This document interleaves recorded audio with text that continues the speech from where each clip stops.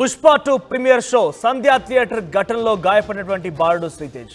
ఎట్టకేలకు శ్రీతేజ్ కళ్ళు తెరిచాడు.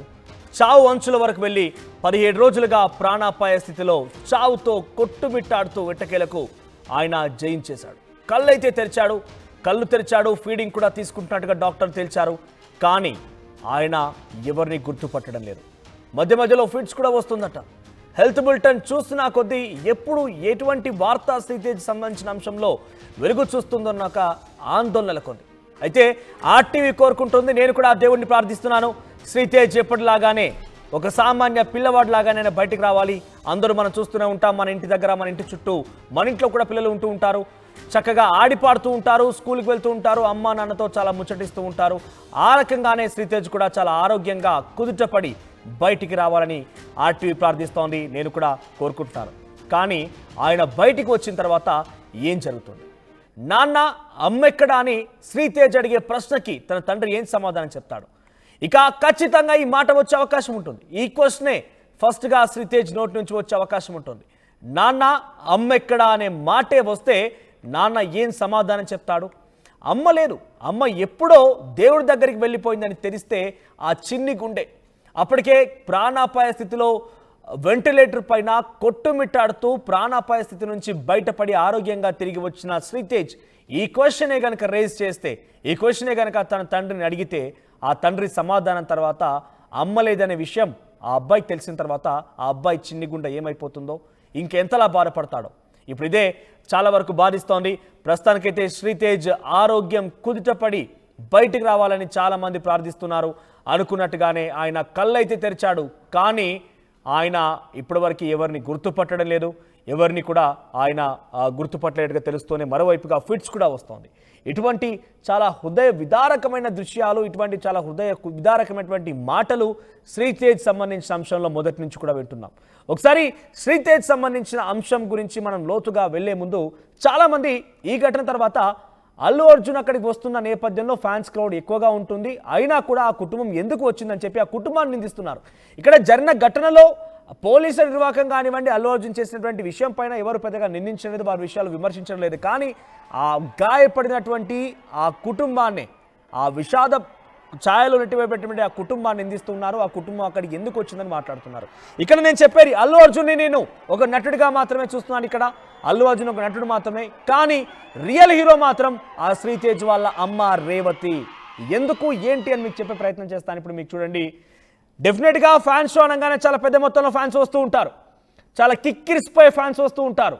అటువంటి నేపథ్యంలో అది కూడా ఒక స్టార్ ఐకాన్గా ఉన్నటువంటి అల్లు అర్జున్ సినిమా, 3 ఏళ్ల తర్వాత సినిమా అంటే ఏ స్థాయిలో అక్కడ అభిమానులు వస్తూ ఉంటారు గమనించండి. అక్కడ కూడా ముందస్తుగా సినిమా తన కొడుక్కి చూపించాలని అల్లు అర్జున్ గురించి మనం చూసాం. శ్రీతేజ్ ఎంతలా రీల్స్ చేయడం కానివ్వండి, ఎంత అభిమానం ఉందనే తన తండ్రి ఏడుస్తూ కూడా అల్లు అర్జున్ గురించి తన కొడుకు ఎంతగా అభిమానిస్తాడో చెప్పుకొచ్చాడంటే శ్రీతేజ్కి అల్లు అర్జున్ అంటే ఎంతలా అభిమానం చూడండి.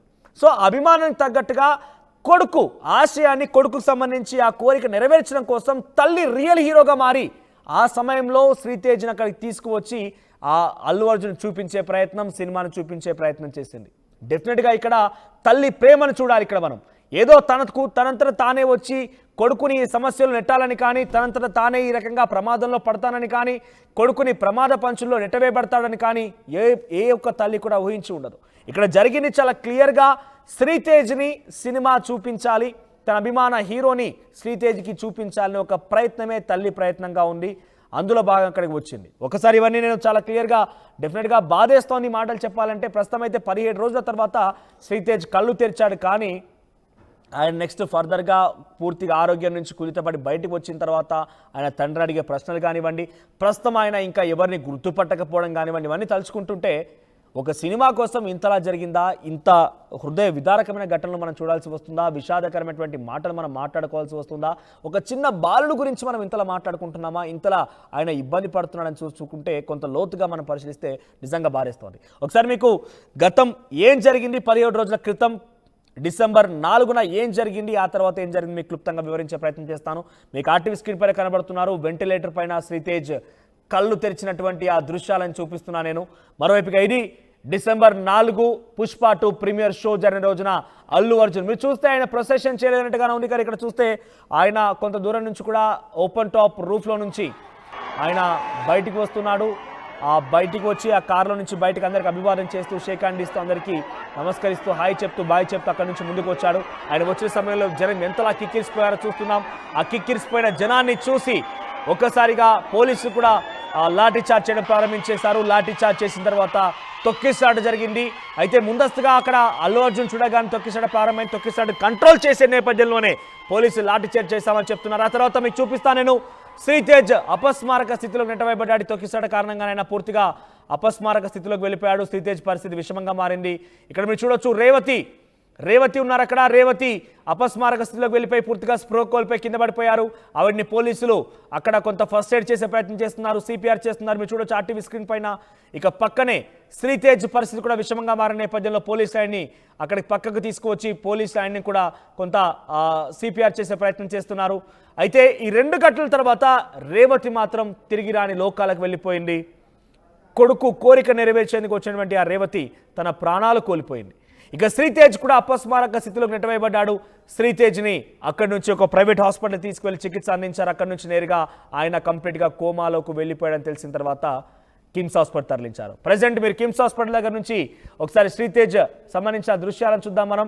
ఇక్కడ డెఫినెట్గా మనం తల్లిని రియల్ హీరోగా భావించాలి. ఎందుకంటున్నా అంటే పదే నేను చెప్తున్నాను, తల్లిని రియల్ హీరోగా ఎందుకు భావించాలి అని చెప్తున్నానంటే, తల్లి తన కుమారుడి కోరిక నెరవేర్చేది తీసుకువచ్చింది. అక్కడ ఎంత పరిస్థితి ఉన్నా ఏం జరిగినా కూడా తన కుమారుడి తన కొడుకు కోరిక నెరవేర్చేది తీసుకువచ్చింది. చాలామంది ఆ కుటుంబాన్ని నిందిస్తున్నారు. ఇక్కడ కుటుంబం తప్పైతే నేనైతే డెఫినెట్గా నా వ్యక్తిగతంగా అయితే కుటుంబం తప్పని నేను చెప్పను. డెఫినెట్గా అక్కడ ప్రమాణాలు పాటించకుండా సెక్యూరిటీ సిబ్బంది లేకుండా ఉండేటువంటి యాజమాన్యం తీరు కానివ్వండి, అల్లు అర్జున్ తీరు కూడా కొంత విమర్శలకు తావిస్తోంది. నేను కూడా డెఫినెట్గా విమర్శలను యాక్సెప్ట్ చేయాల్సిందే. కానీ ఇక్కడ రేవతి కుటుంబాన్ని నిందిస్తున్నారు. డెఫినెట్గా అది తప్పు. ఎవరైనా నిజంగానే ఆ కుటుంబాన్ని నిందించే వాళ్ళు ఉంటే ఇక్కడ మీ యొక్క నిందలను విరమించుకోండి.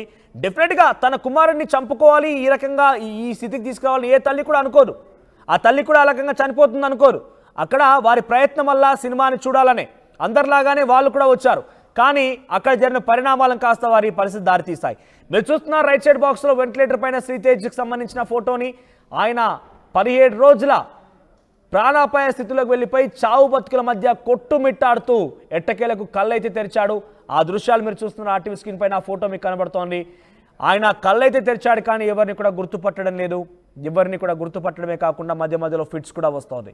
ఒకవేళ నేను ఆర్టీవీ పక్షాన అట్ ది సేమ్ టైం వ్యక్తిగతంగా నేను దేవుడిని ప్రార్థిస్తున్నాను.